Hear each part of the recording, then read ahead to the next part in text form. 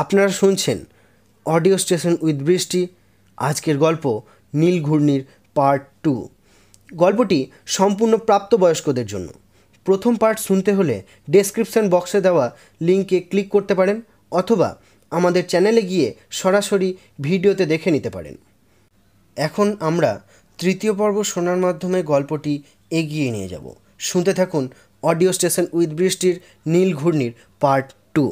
গল্পটি কেমন লাগলো কমেন্টে প্লিজ জানাবেন, একটা লাইক করে দেবেন এবং আমাদের চ্যানেলটিকে সাবস্ক্রাইব করে বেল আইকন প্রেস করে দেবেন। Thank you.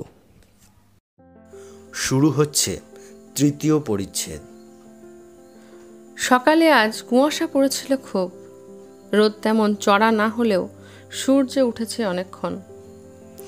ঘড়ির ছোট কাঁটাটা 10টা ছুঁই ছুঁই, তবু হিমেল বাষ্পের রেশ এখনও রয়ে গেছে ময়দানে। গাছগাছালির ফাঁকে ফাঁকে ঝাপসা ঝাপসা পেঁজা তুলোর চাক।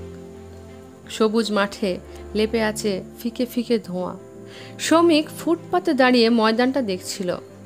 এইমাত্র সে শেয়ার ট্যাক্সি থেকে নেমেছে, সঙ্গে সঙ্গেই অফিসে ঢুকে পড়া তার রুটিন। কিন্তু এই দৃশ্যটা তাকে গেঁথে ফেলেছে সহসা।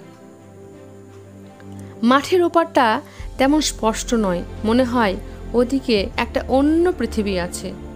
মনে হয় কেন? আছে নিশ্চয়। কেমন সেই পৃথিবীটা? একটু কি কম কেজো, কম নিষ্প্রাণ, কম ডাল, কম বোরিং? ভাবনাটা এগোতে পারল না।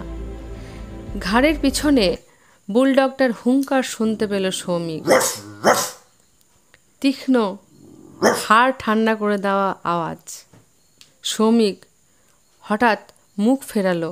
নেই, জন্তুটা নিমেষে হাওয়ায় মিলিয়ে গেছে। ছোট্ট একটা শ্বাস ফেলে অফিসের দিকে পা বাড়ালো সে। যখনই সে একটু একা হতে চায়, তখনই কুত্তাটা শালা ঠিক টুটির পিছনে এসে হানা দেয়। 24টা বছর ধরে এই হয়ে আসছে। আশ্চর্য, একটিবারের জন্য জানোয়ারটাকে দেখা গেল না। একবার ফর ওয়ান্স যদি কুত্তাটা গর্জন করার আগেই সৌমিক ঘাড় ঘোরাতে পারে। লিফটের সামনে লম্বা লাইন, সার সার নিরেট মুখ, এক ছাঁচে ঢালা। মনে মনে বিষণ্ণ হাসল সৌমিক। সেও তো ওই ছাঁচেরই। উদ্বিগ্ন মুখে সৌমিক কবজি উল্টোলো। 10টা বাজতে 4 মিনিট 28 সেকেন্ড। 26, 24। সচরাচর সে লেট করে না। আজ কি নিয়ম ভেঙে যাবে? না, খুব দেরি হলো না। 10টা বাজার 1 মিনিট 13 সেকেন্ড আগেই সৌমিক চলন্ত খাঁচায় পা রাখল। খাঁচায় আরও গোটা 7 চিড়িয়া। 3 জন তাদের অফিসের। ডেপুটি ম্যানেজার টু পদ্মনাভ আর ক্যাশ কাউন্টারের প্রতীক অনিতা। কিউতে দাঁড়িয়ে চোখে পড়েনি, পড়লেও কেউ কারোর দিকেই তাকায় না। রীতি। এখন 3 জনেই একটা মাপা হাসি বেটে দিল সৌমিক। হাই, হ্যালো, মর্নিং, ব্যাস, আবার যে যার অচেনা। সৌমিকদের অফিস 10 তলায়। সাধারণ অফিস নয়, বিদেশি ব্যাংক। সাইজ বিশাল, কয়েক হাজার বর্গফুট তো হবেই। অফিসের একদিকে গোটা কয়েক বড় বড় চেম্বার আছে বটে, বাকি গোটা জায়গাটাই খোলামেলা। সেখানে অজস্র বেটে বেটে সুদৃশ্য কিউবিকল, এক রঙা বাদামি। প্রায় সব কিউবিকলই কম্পিউটার শোভিত। সৌমিকের খোপটি একেবারে কোণার দিকে, একটু বড় সড়ই। সে এই ব্যাংকের হাফ ডজন অ্যাসিস্ট্যান্ট ম্যানেজারদের একজন। রিসেপশন থেকেই সৌমিক দেখতে পেল তার খোপে লোক বসে আছে। দ্রুত পায়ে প্যাসেজ পেরোলো সৌমিক। জায়গায় বসতে বসতে বলল, ইয়েস প্লিজ। লোকটা শশব্যস্ত ভঙ্গিতে সোজা হলো। এই তো আপনি এসে গেছেন স্যার। স্যার শোনার বেশি অভ্যেস নেই সৌমিকের। এই অফিসে পরস্পরকে নাম ধরে ডাকাটাই রেয়াজ।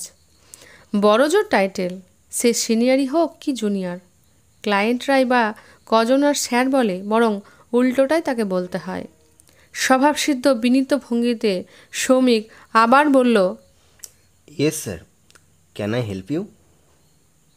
লোকটা কাঠ কাঠ ভঙ্গিতে বলল, আমাকে মনে পড়ছে না স্যার, লাস্ট মান্থে এসেছিলাম। ওই লোন রিপেমেন্ট নিয়ে একটা ঝামেলা হয়েছিল। কাস্টমাররাও ফেসলেস, তবু মুখটা মনে পড়ল সৌমিকের, সমস্যাটাও। পরপর 3টে পোস্ট রেটেড চেক বাউন্স করেছিল লোকটার।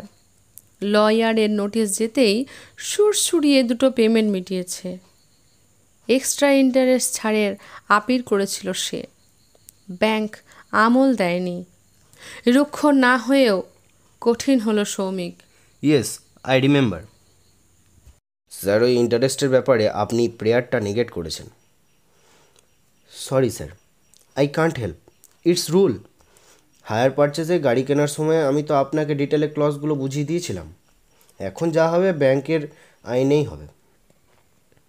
ক্লজ তো স্যার অনেক কিছুই থাকে, তা বলে ডিসক্রিপশন বলে একটা তো ব্যাপার আছে। আপনি এত বড় একটা পোস্টে আছেন। চাকরিতে প্রথম ঢোকার পরপর এমন ভাষায় অনুরোধ শুনলে প্রীত হতো সৌমিক। তবে 2 বছরে তার চামড়া মোটা হয়ে গেছে। সে জানে তার পোস্টায় যত গাল ভরা নামই থাক, সে একটা ডিগনিফাইড কেরানি ছাড়া আর কিছুই নয়। মাইনে সে পায় অনেক, কেটেকুটে 22,000 ছাড়িয়ে যায়, কিন্তু ব্যাংক তাকে একটা কারণেই দেয় মাইনেটা। ব্যাংক জানে একটা সৌমিক বসু রায়কে দিয়ে অন্তত 8-10 হাজারই ক্লার্কের কাজ ওঠানো যাবে। তবে এই মুহূর্তে নিজের অবস্থানটা কাস্টমারকে বুঝতে দিল না সৌমিক। এটাও অফিস ডেকোরাম।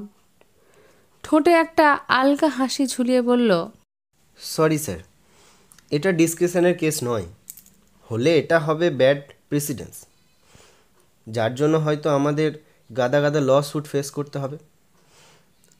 বাই দা ভাই, what about your third payment? এই তো স্যার, এই তো এনেছি, চেক এনেছি। বলতে বলতেই পকেটে হাত ঠোকালো লোকটা। স্যার, কেন আর ফাঁকড়া রাখছেন? আমার সব পেমেন্টই তো ক্লিয়ার হয়ে গেল। একটা ক্লিন চিট করে দিয়ে দিন, ব্লু বুকটা ট্রান্সফার করে নিই। কটা তো মাত্র ইন্টারেস্টের টাকা, 3,700 সামথিং। ওইটুকুও বা দেবেন না কেন? এটা কিন্তু আপনাদের অবস্টিনেসি। 24টা পেমেন্টের মধ্যে মাত্র 3টেই গণ্ডগোল। লোকটা চোখ ছোট করল, ঘাড় চুলকোতে চুলকোতে বলল, ধরুন যদি নাই বা দিই, কী করবেন আপনারা? কেস করে ওই কোটা টাকা উদ্ধার করবেন, মানে যাকে বলে ঢাকের দায়ে মনসা বিকিয়ে যাবে। ঠান্ডা হাসল সৌমিক। লোকটাকে এতক্ষণ পরে দেখল ভালো করে। বছর 45 বয়স, চকচকে কামানো গাল, পোশাক আশাক দেখে প্রাইভেট কোম্পানির মাঝারি অফিসার বলে মনে হয়। মুখে চোখে বেশ একটা স্যাটিসফ্যাকশনও আছে লোকটার। সম্ভবত রবীন্দ্রসঙ্গীত শোনে, গ্রুপ থিয়েটার দেখে, বন্ধুবান্ধবদের সঙ্গে রেগুলার মদ খায় এবং কালে ভদ্রে নীল ছবিও গেলে। এদের মেরুদণ্ড মোটেই খুব শক্ত হয় না। এদের থেকে ভেরুয়া মার্কা আলু পটল ব্যবসায়ীরাও অনেক বেশি তাকতদার। লোকটা জানে না ওই 3,700 সামথিং টাকায় কিভাবে শ্রমিকদের ব্যাংক উসুল করতে পারে। কোর্টে ফোর্টে যেতে হবে না, ক্লেম আদায় সেকশনে খবর দিলেই ভব্য সভ্য পোশাক পরা পেশাদার লোক মাসল দেখিয়ে নিয়ে আসবে। প্রয়োজন হলে গাড়িটাও তুলে নেওয়া হবে। বৃথা বাক্য ব্যয় করল না সৌমিক। কম্পিউটার অন করে বলল, ওকে, অ্যাজ ইউ প্লিজ। আমরা কিন্তু স্যার আমাদের কাস্টমারের সঙ্গে সুসম্পর্কই রাখতে চাই। কি বুঝলো কে জানে। লোকটা একটুক্ষণ বসে থেকে চলে গেল। সৌমিক ডুবে গেল কাজে। এই হায়ার পারচেজের চার্জে আসার পর থেকেই ওয়ার্কলোড বেড়েছে খুব। এই শুরু হলো। বাড়ি ফিরতে 8টা-9টা বাজবে। আজকাল এত কেনার ঝোঁক বেড়েছে মানুষের, বাপস, বিশেষত গাড়ি। অবিরাম ডাটা ফিডিং চলছে। ধূসর পর্দায় টিক টিক নাচছে সংখ্যা আর শব্দ। মাঝে মাঝে আসছে লোক, কথা বলছে সৌমিক, আবার মস্তিষ্কের সিগন্যাল চালু হয়ে যাচ্ছে আঙুল। এখন সৌমিককে দেখে বোঝা দেয় কোনটা যন্ত্র, সৌমিক না ওই যন্ত্রগণক, কে কাকে চালায়। ঠিক 12টায় কফি এলো। পাতলা গদিয়াটা অস্বচ্ছন্দ চেয়ারে হেলান দিয়ে প্লাস্টিক কাপে চুমুক মারছে সৌমিক। নিবেদিতার প্রবেশ। সালোয়ার কামিজের ওড়না কাঁধে গোছাতে গোছাতে সামনের চেয়ারে বসলো। এই সৌমিক, নিউজ শুনেছিস? কি নিউজ রে? মেয়েদের সঙ্গে কথা বলতে একটু অসহজ বোধ করে সৌমিক। তার চোখে মেয়েরা এখনও দূরের প্রাণী, অন্য গ্রহের বাসিন্দা, নামেশার ফল। সুযোগও হয়নি বিশেষ। সেই ছোটবেলা থেকে সে পড়েছে ছেলেদের স্কুলে, কলকাতায় এক নামী ইংলিশ মিডিয়ামে। কলেজেও তার কোয়েড ছিল না। হ্যাঁ, ক্লাস 11-এ পড়ার সময় টিউটোরিয়ালে 2-3টে মেয়ের সঙ্গে একটু ভাব হয়েছিল, তবে টেকেনি। গল্প করতে করতে একদিন তারা যেই বাড়ি অবধি এলো, ব্যাস পরদিন থেকে শ্রীমতী কবিতা বসুরায় টিউটোরিয়ালের দরজায় খাড়া, একেবারে পক্ষী মাতার মতো ডানায় আগলে বাড়ি নিয়ে যাচ্ছেন ছেলেকে। যদি মেয়েদের পাল্লায় পড়ে ছেলের রেজাল্ট খারাপ হয়ে যায়। কমে কয়েকজন সহপাঠিনী ছিল বটে, কিন্তু কদিনই বা সৌমিক গেছে ইউনিভার্সিটি, তখন তো কস্টিং পরীক্ষার জন্য। তবে নিবেদিতার ব্যাপারটা আলাদা। সেই অর্থে নিবেদিতা ঠিক মেয়ে নয়, সে অ্যাসিস্ট্যান্ট ম্যানেজার। পোস্টের মতো সে লিঙ্গহীন, যদিও সে শরীরে, পোশাকে, টিপে, চুড়িতে যথেষ্ট পরিমাণ রমণী। তেল কাজলে মোটামুটি সুন্দরীও। বয়সে সে সৌমিকের চেয়ে বছর 2-এর বড়। ম্যারেড, সময়াভাবে এখনও গর্ভধারণ করেনি। নিবেদিতার সাথে বাক্যালাপে তাই সৌমিকের কোনো অসুবিধা নেই। কফির কাপ ওয়েস্ট পেপার বাস্কেটে ফেলে সোজা হলো সৌমিক। নিবেদিতা বলল, একটা বড় সড়ো রিফাইল হচ্ছে অফিসে, অনেকগুলো হেড এখান থেকে তুলে নিয়ে যাবে। কোথায়? মুম্বাই, অফকোর্স। কে কে যাচ্ছে? সন্দীপের নাম শুনলাম, রাজন এখনও অবশ্যই কনফার্ম নয়। আমি তো বাবা পাঠালেই চলে যাব। কেন, এখানে ভালো লাগছে না? তা নয়, কলকাতা চলতা হ্যায়, কিন্তু প্রসপেক্ট নেই। নখ খুঁটছিল নিবেদিতা। সে নাক কুচকলো, পলকেই চোখ উজ্জ্বল। মুম্বাই পাঠালে ডেফিনেটলি ভালো লিফট হবে। চলে যাবি? What about your Rohit? বর আঁকড়ে পড়ে থাকলে চলবে? আর রোহিত তো শীতের পরে স্টেটসে চলে যাবে, Y2K-এর চক্করে। মিনিমাম 1 বছর থাকবে। নিবেদিতা ঠোঁট উল্টোলো। ও সিলিকন ভ্যালিতে দলবল নিয়ে মস্তি করতে করতে কম্পিউটারে 2000 সাল আনবে, আর আমি এখানে শাশুড়ির বৌমাটি হয়ে নার্স কাম আয়ার ডিউটি করব। জোক নাকি রে? কিন্তু এই যে তোরা দূরে দূরে থাকবি, এতে তোদের কনজুগাল লাইফ এফেক্ট পড়বে না? কেতাবি জ্ঞান আওড়ালো সৌমিক, ছদ্ম উদ্বেগ মাখা মুখে। পরক্ষণেই কথাটা গিলল। অবশ্য তোদের মার্জিনাল সুবিধা আছে, ইস্যু টিস্যু নেই। থাকলে কিছু একটা অ্যারেঞ্জমেন্ট করতাম। তবুও অসুবিধে হতোই। কিছু না, মেন থিং ইজ আগে লাইফের প্রায়োরিটিগুলো ঠিক করে নিতে হবে। কনজুগাল লাইফ মানে কি শুধু বিছানা আর কম্পেনিয়নশিপ? অ্যামিউনিটি লাগবে না? অ্যান্ড দ্যাটস নিডস মানি। তুমিও টাকা বানাও, আমিও টাকা বানাই।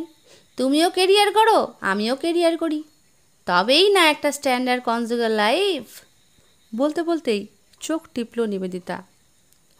তোকে এসব কি বলছি? তুই তো এখনো বাচ্চা আছিস, কনজুগাল লাইফের সিও জানিস না। সৌমিক মুচকি মুচকি হাসল। আজ না কাল হোক তো জানতেই হবে। টিপস দে। এর কোনো টিপস হয় না। নদীতে পড়লে আপনি সাঁতার শিখে যাবি, তারপর নিজের মতো করে কাটো। লঘু আলাপচারিতার সময় শেষ। আবার কাজে বসার ক্যালোরিটুকু নেওয়া হয়ে গেছে। ঝড়ের গতিতে চলে গেল নিবেদিতা। সৌমিকও কথাগুলো নিয়ে নেড়ে চেড়ে দেখার টাইম পেল না। পরপর কাস্টমার আসছেই তো আসছেই। এখন ব্যাংকের পিক আওয়ার, 2-2:30 অবধি মাথা তোলার অবকাশ নেই। ফুরসত মিলল টিফিন আওয়ারে। নিবেদিতা তখন মেমারি থেকে মুছে গেছে। পেটে চনচনে খিদে। অফিসে টিফিন বয়ে আনার অভ্যেস নেই সৌমিকের। কিছু একটা আনিয়ে নেয় ক্যান্টিন থেকেই। আজও নিল। সবে খাওয়া শুরু করেছে, ফোন। হাত বাড়িয়ে রিসিভার তুলল সৌমিক। Yes, speaking. টিফিন করেছিস? ওফ মা! সৌমিকের ভুরু কুঁচকে গেল। করছিলাম। কি খাচ্ছিস? এটাও জানা জরুরি? টোস্ট, কলা, বয়েল এগ। স্টু আনাসনি কেন? ইচ্ছে হলো না তাই। জানোই তো স্টু ভালোবাসি না। তা বলে কলা খাবি? কাল রাতে ঘং ঘং করে কাঁদছিলি না? অসহ্য, অসহ্য। কবিতা বসুরাই কি এখনো বোঝে না তার প্রতি মুহূর্তের খবরদারিকে কি চোখে দেখে সৌমিক? ভুলে যেও না, আমার 28 বছর বয়স হয়ে গেছে। আই নো হোয়াট টু ইট। বটেই তো, বটেই তো, বলবি তো। মার মন তুই কি বুঝবি? স্পষ্ট শুনতে পাচ্ছি গলা ঘড়ঘড় করছে। একেই ওই ঠান্ডায় গিয়ে বসে থাকিস। সেন্টু, মানসিক চাপ তৈরি করার বস্তা পচা কৌশল। সৌমিক স্বর আরও ভারী করল। কাশির সঙ্গে কলার কোনো সম্পর্ক নেই। আর কিছু বলবে? পলকের জন্য অপ্রান্ত নীরব। ফোন রেখে দেবে কি? না। আবার শব্দ বাজছে। কালকের কথা মনে আছে? মেমোরি সার্চ করলো সৌমিক। Blank signal. জিজ্ঞাসা করলো, কি কথা বলো তো? কাল ও বাড়ি যাওয়ার কথা আছে। মগজে পিপ পিপ পিপ পিপ। আশ্চর্য, ওই মারাত্মক কথাটা কি করে সৌমিক ভুলেছিল এতক্ষণ?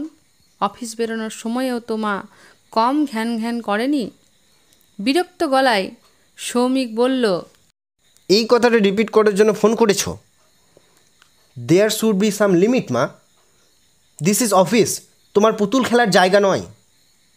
আমি জানি। ফোন করছি কারণ কালকের প্রোগ্রাম একটু চেঞ্জ হয়েছে। বিকেলে নয়, আমরা যাব কাল সকালে। দুপুরে ওরা আমাদেরকে খেতে বলেছে। আগে থাকতে জানিয়ে রাখলাম, কাল দুপুরে অন্য কোনো প্রোগ্রাম রেখো না। থ্যাঙ্কস। তেতো স্বরে কথাটা বলে ঘটাং করে রিসিভারটা রেখে দিল সৌমিক। বিবমিশা জাগছে। মা একেবারে ঘাড়ের ওপর চেপে বসেছে। আবার কম্পিউটারের ধূসর পর্দার ধূসরতর ছবি। একের পর এক খুদে সৌমিক কমিক্স পড়ছে। হাত থেকে ছবিওয়ালা বই কেড়ে নিল মা। হোম টাস্ক তো শেষ, এখন একটু না, সামসের পরের এক্সারসাইজটা করো। কুন্তল, অভিষেকের থেকেও তোমাকে এগিয়ে থাকতে হবে অন্তত 1 পা। পার্কে ফুটবল খেলছে সৌমিক। ঘাড় ধরে মা হিড় করে মাঠ থেকে টেনে নিয়ে এলো। ফুটবল চাষারে খেলা, ওতে ব্রেন ভোতা হয়ে যায়। তুমি ক্রিকেট খেলতে পারো? ক্লাস 7-এর সৌমিক একা একা স্কুলে যাবে বলে বায়না ধরেছে। কারুর মা আর যায় না, তুমি কেন যাবে? ঠাস করে চড় কষালো মা। এখনই বকে যাওয়ার শখ হয়েছে? মাধ্যমিকের পর কুচবিহারে পিসির বাড়ি যাওয়ার জন্য লাফালাফি করছে সৌমিক। ওখানে কত মজা। রন্টুদা সাঁতার শেখাবে, সাইকেল চড়া শেখাবে, তোরসা নদীতে নৌকোয় ঘোরাবে। নিয়ে যাবে জয়ন্তী পাহাড়, যে পাহাড়ে সর্বক্ষণ মেঘ আটকে থাকে। হলো না। ছুটি হেলায় নষ্ট করতে পারবে না সৌমিক। সায়েন্সের টিউটর ঠিক করেছি। হায়ার সেকেন্ডারির সিলেবাস বিশাল। এখন থেকেই পড়াশুনো শুরু করে দাও। সেকেন্ড ইয়ারে পড়ার সময়ে কবিতার খাতাটা ভ্যানিশ হয়ে গেল হঠাৎ। গান শুনতে ভালোবাসে সৌমিক। পরীক্ষার ঠিক আগেই অজ্ঞাত কারণে টেপ অচল। আরও আরও কত ছবি। ছোট মামার বিয়েতে দারুণ হইচই হয়েছে বরানগরের বাড়িতে। রাতে দঙ্গল বেঁধে নাইট শোয়ে সিনেমা যাওয়া হবে। নামক হালাল। অমিতাভ বচ্চন। মার ঘাট টেরা, ফিরতেই হবে। থাকি না মা, সবাই তো থাকছে। একটা তো রাত। না, আগামী সোমবার তোমার ক্লাস টেস্ট আছে। কাল তোমাকে স্যার পড়াতে আসবেন। দাদু দিদার অনুরোধে পর্যন্ত গলল না মা। বইমেলা থেকে কেনা জীবনানন্দের শ্রেষ্ঠ কবিতা অবলীলায় বেচে দিল কাগজওয়ালাকে। কেরিয়ারের কথা ভাবো সমু, কবিতা তো সারা জীবনের জন্য রইলই। কি যে মর্মভেদী ঘৃণা পাথর হয়ে আছে শ্রমিকের বুকে। তার প্রতিটি ক্ষুদ্রাতি ক্ষুদ্র বাসনাকে পায়ের তলায় পিষেছে মা। শ্রমিকও প্রতিশোধ নিয়েছে। কেন নেবে না? কেন পড়ে পড়ে মার খাবে? সে মোটেই কবিতা বসুরায়ের ইচ্ছের গাছ নয়। তাকে ঘেঁটি ধরেও জয়েন্ট এন্ট্রান্সে বসাতে পারেনি মা। তখন কবিতা বসুরায় এক পা পিছিয়ে ছিল। যাক, ডাক্তার ইঞ্জিনিয়ার না হোক, সায়েন্টিস্ট হোক ছেলেটা। সত্যেন বোস, মেঘনাথ সাহা, সৌমিক বসুরায় শুনতে খারাপ লাগবে না। রিসার্চ করতে বিদেশে যাবে ছেলে, ফিরে কোনো ইনস্টিটিউটের ডিরেক্টর হয়ে বসবে। সে ঘুরেও বালি। মাকে লুকিয়ে দুম করে কমার্স স্ট্রিমে ভর্তি হয়ে গেল শ্রমিক। কবিতা বসুরায় বুক চাপড়াচ্ছে, অন্ন জল ত্যাগ করলো। বাবা বোঝানোর চেষ্টা করলো শেষে, কমার্স স্ট্রিমেও তো সাইন করা যায়, ওকে একটু ওর মতো করে বাড়তে দাও কবিতা। কিছুকাল গুম হয়ে রইল মা। সৌমিকের সঙ্গে কথা পর্যন্ত বলতো না। তারপরে শুরু হলো নতুন চাপ। চার্টারটা করেই MA করতে হবে সমু। শুধু মার ইচ্ছেটাকে উপহাস করার জন্যই না চার্টারটা পড়া হলো না সৌমিকের। এত কিছুর পরেও কবিতা বসুরায়ের শিক্ষা হয়নি। এখন সৌমিকের বিয়ের জন্য উঠে পড়ে লেগেছে মা। এখানেও সৌমিকের নিজের কোনো চয়েস নেই। পাত্রীর কি গুণ? না, সে নাকি মার গুরুবোনের মেয়ে। গুরুদেব নাকি তাদের জোর মিলিয়ে দিয়েছেন। আশ্চর্য! কথা পর্যন্ত দিয়ে ফেলেছে মা। ধন্য সাহস! মেয়েটাকে রিজেক্ট করে দেবে সৌমিক? কেন? একটা নারী শরীরের জন্য সে কি উন্মুখ হয়ে নেই? মাথায় আবার পিপ পিপ পিপ। নিবেদিতার কথাটা মেমোরিতে এসে গেল। কনজুগাল লাইফের তুই সিও বুঝিস না। শ্রমিক মাথা ঝাঁকালো। বুঝি নাই তো, কিন্তু বুঝতে চাই। But not through the girl, যাকে মা পরিবেশন করে দেবে। শুধু মার ইচ্ছেটাই মেয়েটাকে অপছন্দ করার পক্ষে যথেষ্ট কারণ। কাল একটা সিন ক্রিয়েট করলে কেমন হয়? ওই বাড়িতে কাল সবার সামনে যদি না বলে দেয় সৌমিক। হ্যাঁ, সৌমিক তাই করবে। কবিতা বসুরায়ের ইচ্ছের গাছটাকে জন্মের মতো মুড়িয়ে দেবে। উফ, মার ফেসটা তখন যা হবে না! পারবে কি সত্যি সত্যি? চিন্তাটা এই প্রথম নয়, কদিন ধরে উকিঝুঁকি দিচ্ছে তার মনে। পারবে কি সৌমিক? মার বিপক্ষে তার সব অভ্যুত্থানই সফল হয়েছে, কিন্তু কোনো জয়কে সে উপভোগ করতে পারেনি। কি করে পারবে? মার ইচ্ছের গাছ মুড়োতে গিয়ে সে নিজেই একটা অন্য গাছে পরিণত হয়ে গেছে, এবং সেই অন্য গাছটাও মার ইচ্ছের গাছের থেকে তেমন কিছু আলাদা নয়। মা তাকে রুমাল করতে চেয়েছিল, সে হয়ে গেল বেড়াল। এমন তো ঘটল না। সেই একঘেয়ে ক্লান্তিকর জীবন ছন্দ। আহার অফিস ঘুম, অফিস ঘুম আহার, ঘুম আহার অফিস।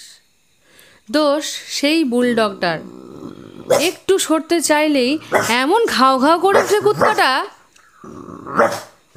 এখানেই কবিতা বসুরায় জিতে গেছে। নির্ভুলভাবে কুকুরটাকে ফিট করে দিতে পেরেছে সে সৌমিকের ঘাড়ের কাছে। অদৃশ্য এক জন্তু, তবু কি ভয়ঙ্কর তার হুঙ্কার! ছোট শালা সমু, ছোট ছোট ছোট ছোট।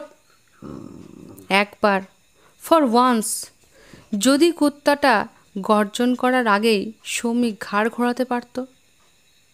কিউবিকলে উৎপল, জুনিয়র অফিস অ্যাসিস্ট্যান্ট। ছোট্ট আলোচনা সেরে চলে গেল উৎপল। ঢুকলো আর একজন। সময় বয়ে চলেছে দ্রুত। 4টে মিটিং GM-এর চেম্বারে। মুম্বাই থেকে কয়েকটা নতুন স্কিমের সার্কুলার এসেছে, তারই বিস্তারিত পর্যালোচনা, নামেই ডিসকাশন। এসব মিটিংয়ে রোবট হয়ে বসে থাকাই দস্তুর।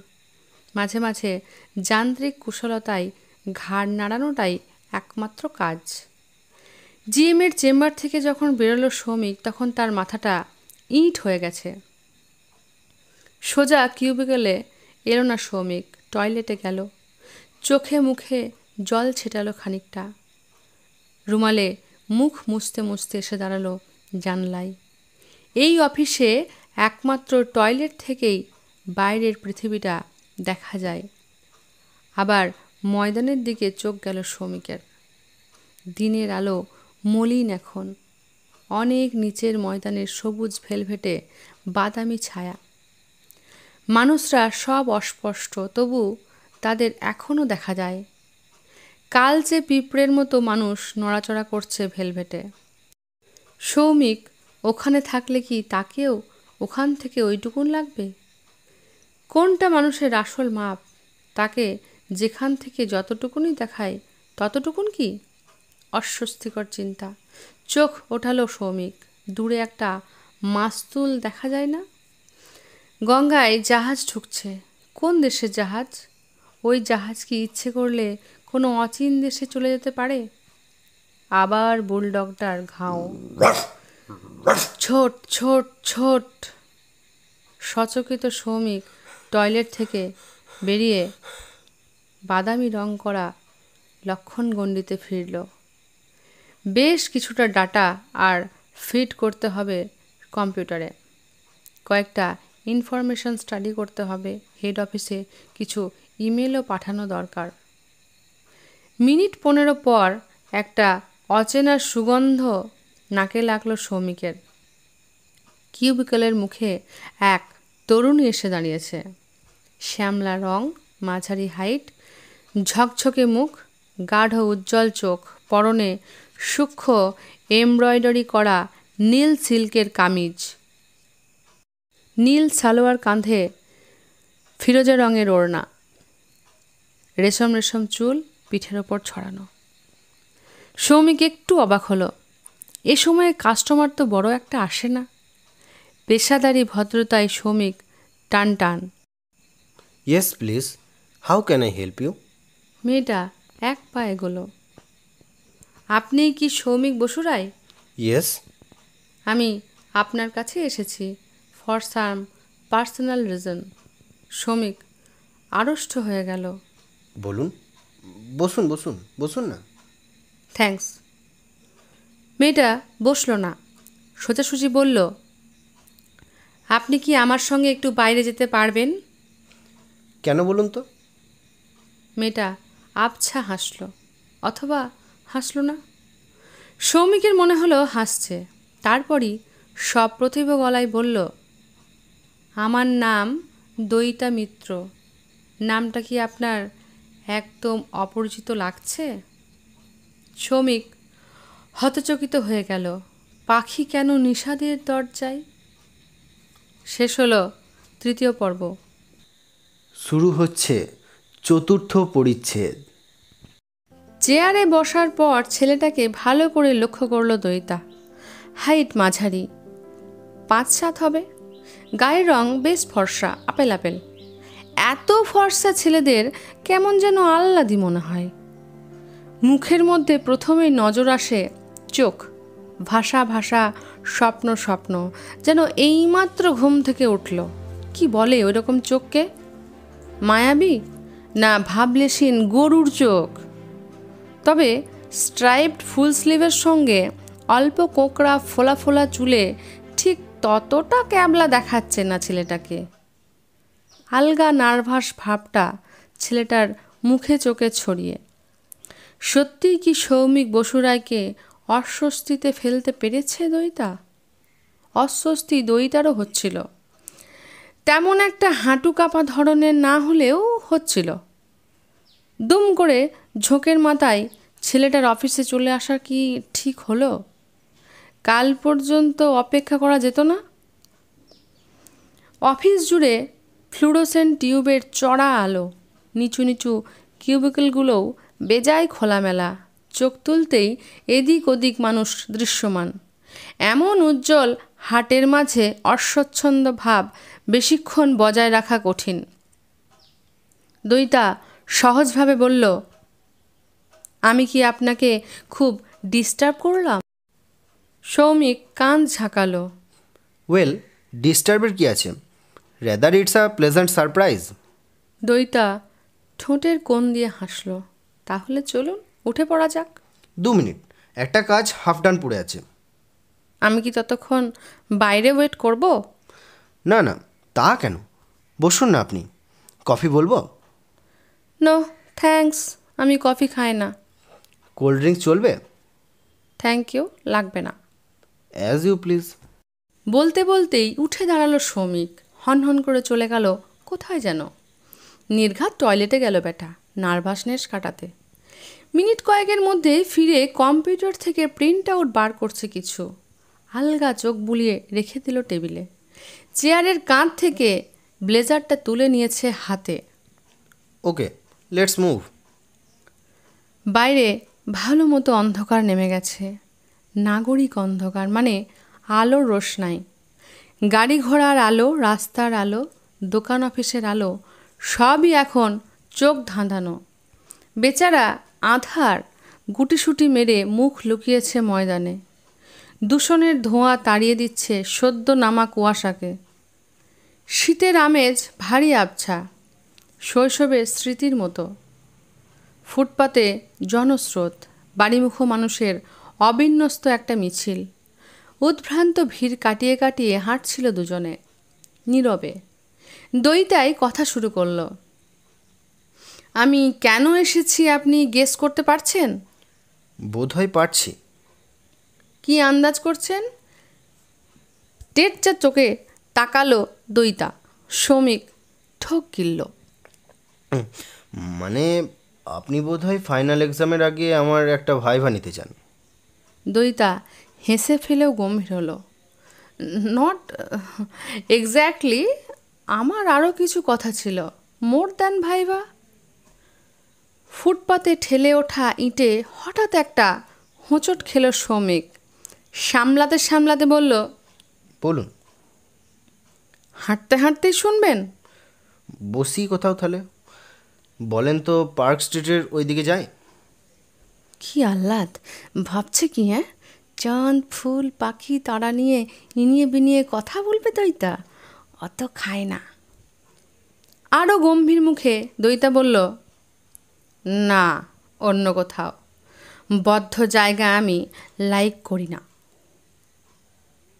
এবার ইঁট ছাড়াই হোঁচট খেল শ্রমিক। থমকে দাঁড়িয়েছে। ময়দানের দিকে আঙুল দেখালো। ওখানে যাবেন? ওই যে একটা মেলা বসেছে। মেলা?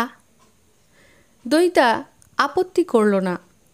মেলা মন্দ জায়গা নয়। রাস্তার ভিড়ে তালবেতাল হাঁটার চেয়ে ঢের ঢের ভালো। গাঢ় নির্জনতাও থাকে না, আবার ছড়ানো ছেটানো অলস মেজাজ লোকজনের মাঝে এক ধরনের নির্জনতা বুঝি থাকেও। মন খুলতে মেলার মাঠই বেশ। রাস্তা পেরিয়ে ও ফুটে গেল দুজনে। মেলার গেটে এলো। শিল্প মেলা। ফাঁকা কাউন্টার থেকে টিকিট কাটল শ্রমিক। ভেতরে ঢুকে দইটা দেখল জায়গাটা মোটামুটি জনশূন্যই। আছে কিছু স্যুট বুট টাই, আর ইয়া প্যাভিলিয়নে হরেক কিসমের মেশিন আর গাড়ি। দেশি বিদেশি, দেশি কম, বিদেশি বেশি। নিরালা মেলা প্রাঙ্গণে ক্রেতা বিক্রেতা সবাই প্রায় ঢুলুঢুলু। শ্রমিক ঢুকেই একটা ট্রাক্টরের স্টলের সামনে স্থানু। নড়ছেই না। অদ্ভুত ছেলে তো। দইতা যে জরুরি কথা বলতে এখানে এলো তা খেয়ালই নেই। ভাবটা এমন যেন গিন্নিকে নিয়ে সন্ধ্যা ভ্রমণে বেরিয়েছে। কটমট চোখে হলুদ রঙা চাষ যন্ত্রটাকে একটু নিরীক্ষণ করল দইতা। একই সঙ্গে মনে মনে ভেজে নিল কথাগুলো। যা বলার বলে ফেলাই ভালো। নীরস স্বরে বলে উঠল, আপনি নিশ্চয়ই আমায় খুব নির্লজ্জ ভাবছেন। শ্রমিক হকচকিয়ে পিছিয়ে এলো। না তো, কেন এরকম ভাববো? আপনারা ম্যাসকিউলিন জেন্ডার, যা খুশি ভেবে নিতেই পারেন। সোসাইটি আপনাদের তো সেরাইট দিয়ে রেখেছে। এ কথা বলছেন কেন? আপনারাই বলতে বাধ্য করেন। আমরা? ইয়েস, ইনফ্যাক্ট আপনিও তার মধ্যে একজন। আমি? আমি? তোতলাবেন না, তোতলানো ছেলে আমি দু চক্ষে দেখতে পারি না। গড়গড় করে কথাগুলো বলে ফেলতে বেশ চনমনে বোধ করছিল দয়িতা। পুট পুট পিন ফোটালো। সেজে থাকে ভিজে বিড়ালটি। সৌমিকের স্বর একেবারেই আটকে গেল। ছেলেটার অবস্থা দেখে দয়িতার বুঝি দয়া হলো সামান্য। গলা একটু নরম করে বলল, আমি ইউজুয়াল তোতলাদের কথা বলছি না। Hopefully you don't belong to that class. সৌমিকের দৃষ্টি কেমন বিস্ফারিত, ঠোঁট হাঁ হয়ে আছে, অসহ্য। দয়িতা আবার ঝনঝন করে উঠল, কথাগুলো কেন আপনাকে বলছি বুঝতে পারছেন না? সৌমিক দুদিকে মাথা নাড়ল। হাঁটতে আরম্ভ করল দয়িতা। কারণ আমার বিয়েতে আপনি একজন পার্টি, এবং যে সে পার্টি নয়, ভেরি ইম্পর্টেন্ট পার্টি, পর। কি করে আপনি এই বিয়েটা মেনে নিয়েছেন? মানব না। সৌমিক হাঁটছে পিছন পিছন, একটু বুঝিবা ভয়ে ভয়ে। কেন মানবেন? একটা প্রিমিটিভ সিস্টেম চলে আসছে, কেন ব্রেক করবেন না? স্বর সামান্য চড়ে গিয়েছিল দয়িতার। এক বয়স্ক সর্দারজি পাশ দিয়ে যেতে যেতে ঘুরে ঘুরে তাকাচ্ছে। দয়িতা ঝট করে মুখ ফিরিয়ে নিল।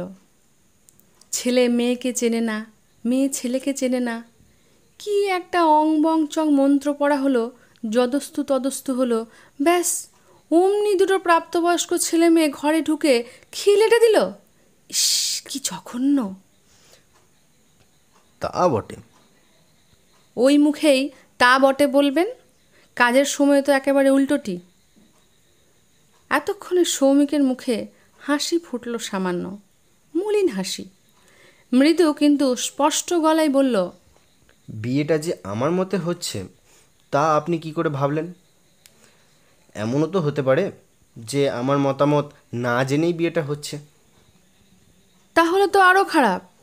তার মানে আপনি মায়ের নাড়ু গোপালটি সেজে বিয়ে করতে বসছেন। একটুক্ষণ সৌমিক চুপ, কি যেন ভাবছে। পাশের দোকান থেকে বেরিয়ে এসেছে এক জাপানি। ভূমি নত হয়ে বাউ করছে দুজনকে। সাজানো প্যাভিলিয়নে চা ছাঁটার মেশিন দেখতে ডাকছে। তাকে আলগা প্রতিনমস্কার জানিয়ে সরে গেল সৌমিক। দয়িতার দিকে না ফিরেই শূন্যে কাটা কাটা বাক্যবন্ধ জুড়ে দিল, আপনার কি বিয়েতে আপত্তি, না আমাকে বিয়েতে আপত্তি?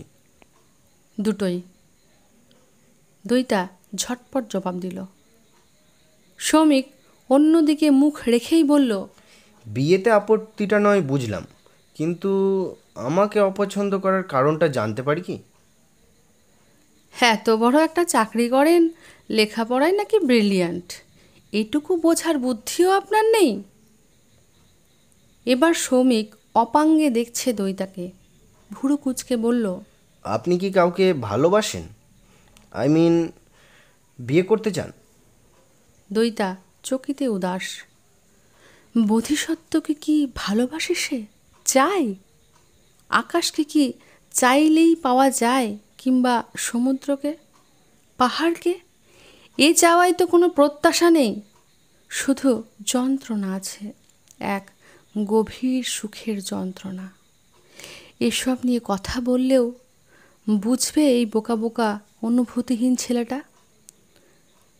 সম্ভাব্য স্ত্রীকে পাশে নিয়ে যে দাঁড়িয়ে দাঁড়িয়ে ট্রাক্টর দেখে। শ্রমিক আবার বলল, আপনি কিন্তু নিঃসংকোচে বলতে পারেন।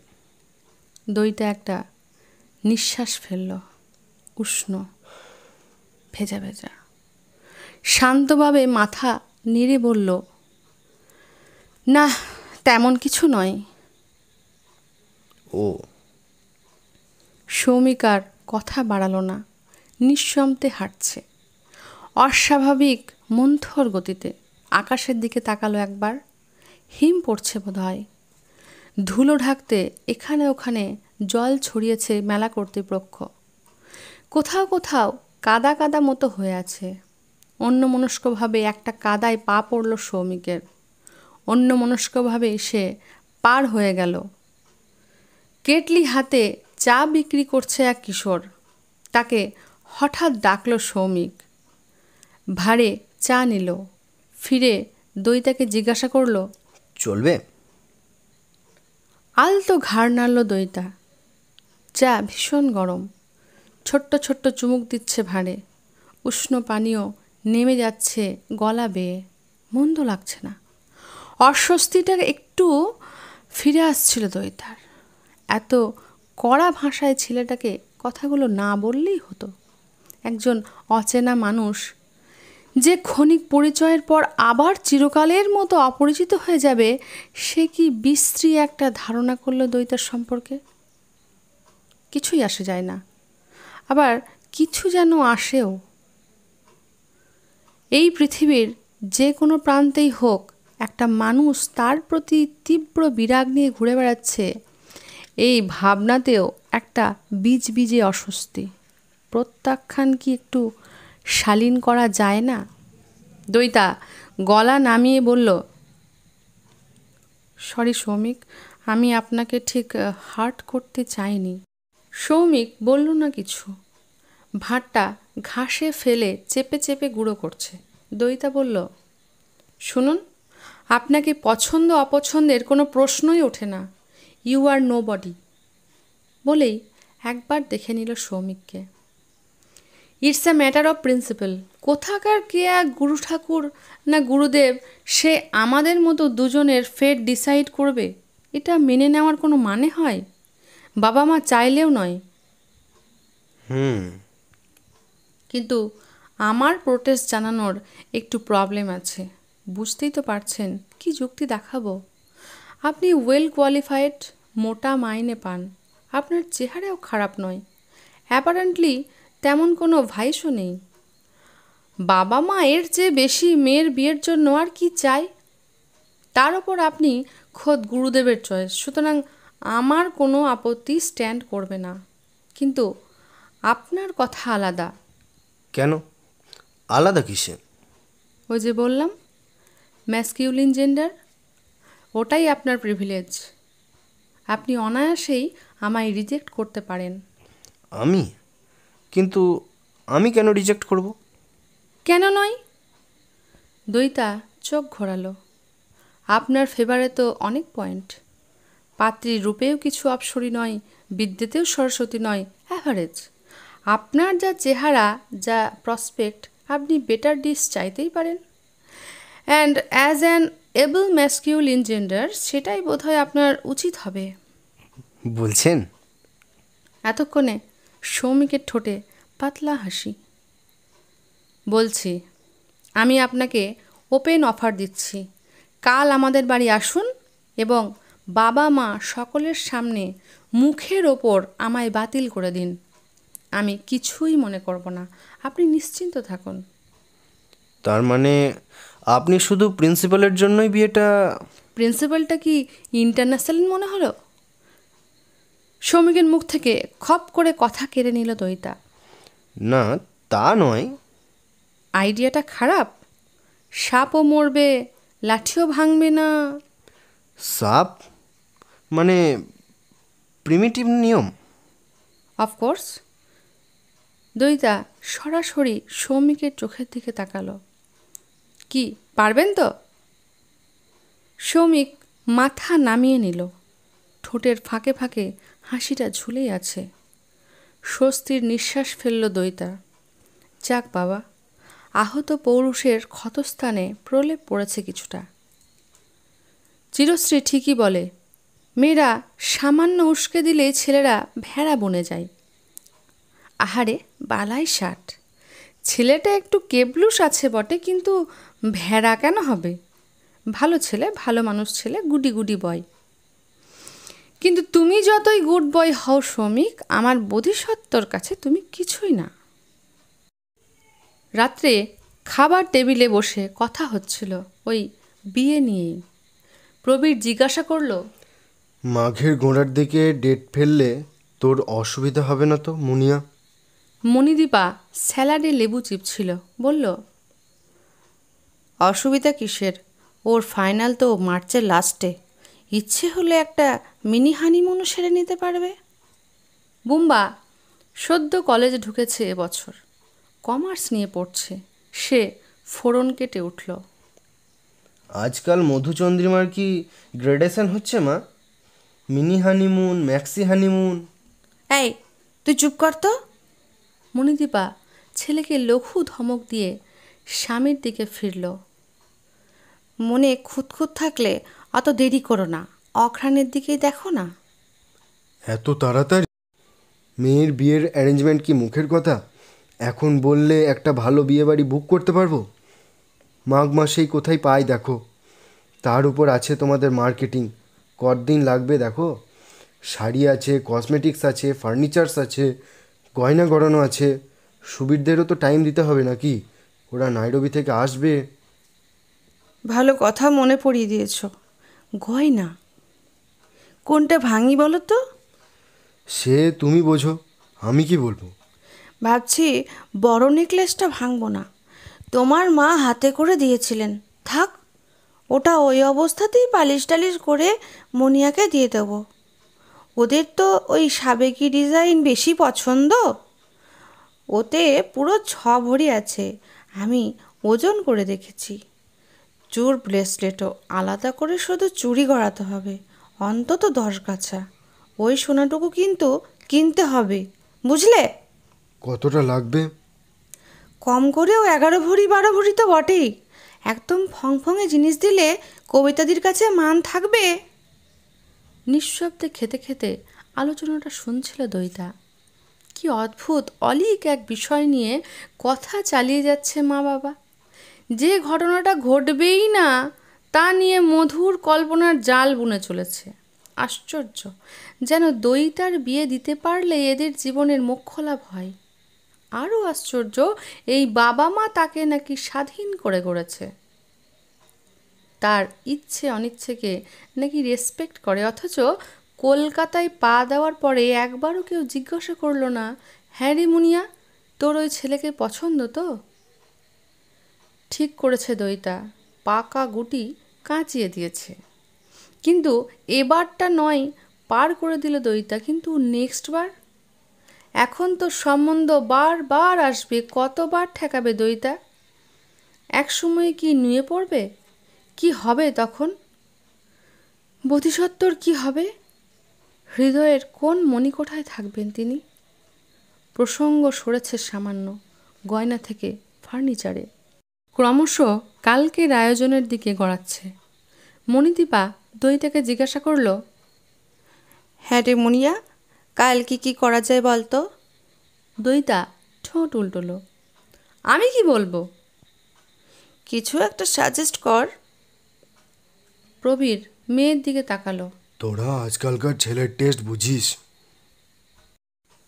দিদি ছেলেদের টেস্ট কি বুঝবে? আমায় জিজ্ঞাসা করো। উই লাইক শর্টকাট, নো ঝোল ঝাল, শুকনো শুকনো। চিকেন করলে চিলি চিকেন, মাটন করলে কাবাব, আর মাছ করলে তো বলারই নেই, ফিশ তন্দুরি। দইতা মুখ বেঁকালো। ছেলেটা একা আসবে না মা, তার বাবা মাও থাকবে। হ্যাঁ, সেটাও ভাবতে হবে। কবিতাদির বরকে নিয়ে কোনো প্রবলেম নেই। আশ্রমে তো দেখেছি নিরঞ্জনদা ভুনি খিচুড়িও কেমন সাপটে সুপটে খায়। কবিতাদি মাছ খুব ভালোবাসে। সেবার হরিদ্বারে গুরুদেবের কাছে গিয়ে বেচারার খুব অসুবিধে হচ্ছিল। তোমরা মেয়েরা যে কেনই বা দীক্ষা নাও বুঝি না বাবু। ঈশ্বরের পায়ে সর্বস্ব অর্পণ করবে, কিন্তু মাছ মাংসটুকু ছাড়তে পারবে না। আহা, গুরুদেব কখনো মাছ মাংস খেতে বারণ করেন না। সে তো উনিও ছাড়তে পারেননি, তাই। বুম্বা হাওয়ায় ভাসিয়ে দিল কথাটা। অগ্নুৎপাতের আশঙ্কা। প্রবীর তাড়াতাড়ি বলে উঠল, যাগে যাগে, ওসব কথা থাক এখন। তোমরা কবিতা দিকে কি খাওয়াবে তা বলো। কি মাছ আনবো? চিংড়ি, কই, ভেটকি না রুই? চিংড়ি এনো। আর মুনিয়া, তুই কি রাঁধবি? দিদি, দিদি রাঁধবে। বুম্বা আবার ফুট কাটল। দইতা তীব্র দৃষ্টি হানল ভাইয়ের দিকে, গম্ভীর মুখে বলল,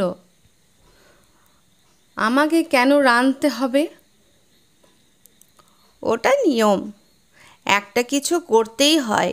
কবিতাদিকে আমি মিথ্যে বলতে পারবো না। আমার দ্বারা হবে না। MSc পড়ছি রাঁধুনি হওয়ার জন্য নাকি? ও কি কথা মুনিয়া, মেয়েরা যত বিদুষী হোক তাদের রান্না বান্না একটু জানতে হয়, নইলে শ্বশুরবাড়ি গিয়ে নিন্দে হবে না? বাহ বাহ, কি যুক্তি! শুধু এই অপমানজনক শব্দ কটার জন্যই বিয়ে ভেঙে দেওয়া উচিত। মা কি ওই সৌমিকটাকে জিজ্ঞাসা করতে পারবে, হ্যাঁ গো বাছা, তুমি বাড়ির কি কি কাজ জানো?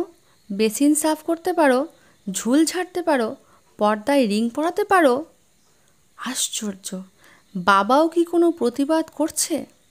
অথচ এই বাবাই না তার কেরিয়ার নিয়ে কত কথা ভাবে। MSc করে তোকে থামলে চলবে না মুনিয়া, PhD করতে হবে। আজকাল লেকচারারদের চাকরি জোটাতে গেলেও বাবা মা কি ধরনের মানুষ! সেই কি একটা কবিতা আছে না, ধর্মেও আছি জিরাফেও আছি, সেই প্রজাতির। হঠাৎ একটা চাপা প্রতিশোধ স্পৃহা জেগে উঠল দৈতার মনে।